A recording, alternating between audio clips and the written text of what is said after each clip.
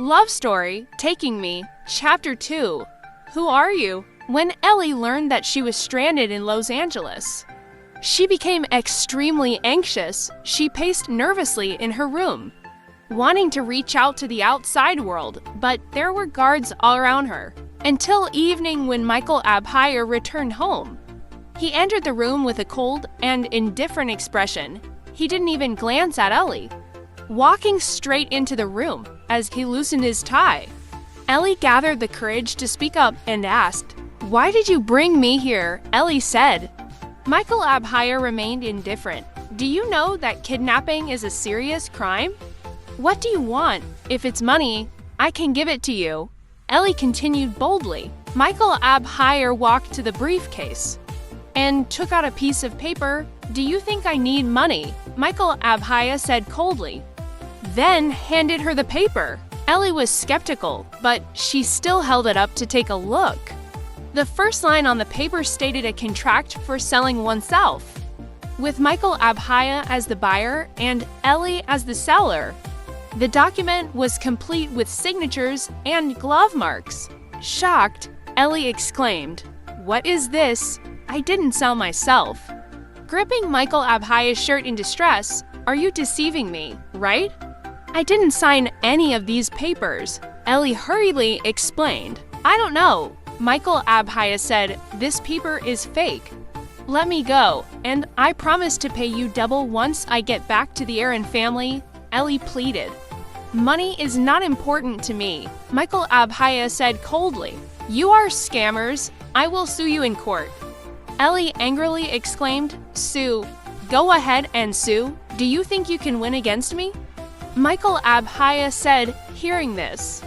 Ellie slumped to the ground in despair, tears falling down her face. "I really didn't sign it," she said in anguish. Michael Abhaya bent down, took out a handkerchief from his pocket, and gently wiped away Ellie's tears. "Didn't you recognize me?" he softly asked, his eyes filled with hope.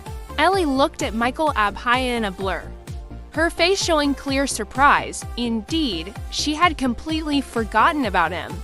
Michael Abhaya's expression darkened, and he stood up, turning away.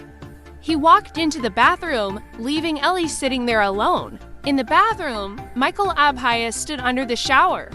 Looking at himself in the mirror with an extremely cold expression, he closed his eyes, recalling the past, an incident from 10 years ago in a large hospital. Back then, Ellie was still young, sitting beside her mother's bed, taking care of her as she battled cancer. She was always diligent and affectionate towards her mother. One day, just like any other day, Ellie brought a box of cookies into her mother's room. "Mom, we brought you some cookies. Dad took the trouble to bake them." Ellie happily said, "Okay." Her mother replied gently.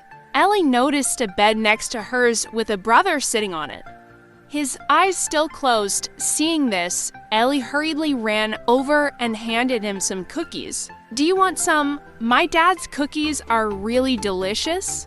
Ellie said, "Get away." Michael Abhaya said coldly, "Why are you like this? Don't you like sweets?" Ellie asked, getting closer.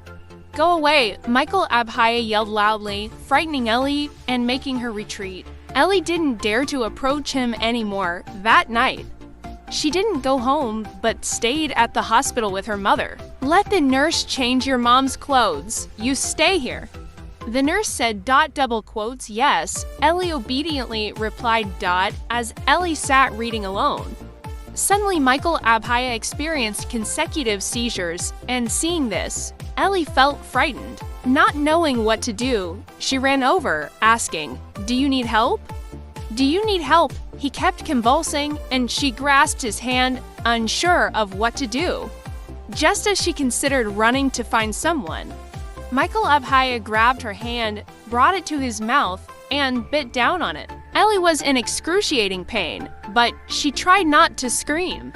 She gritted her teeth and endured as Michael Abhaya continued to bite, causing her hand to bleed. Like and follow to hear the next episodes. Thank you.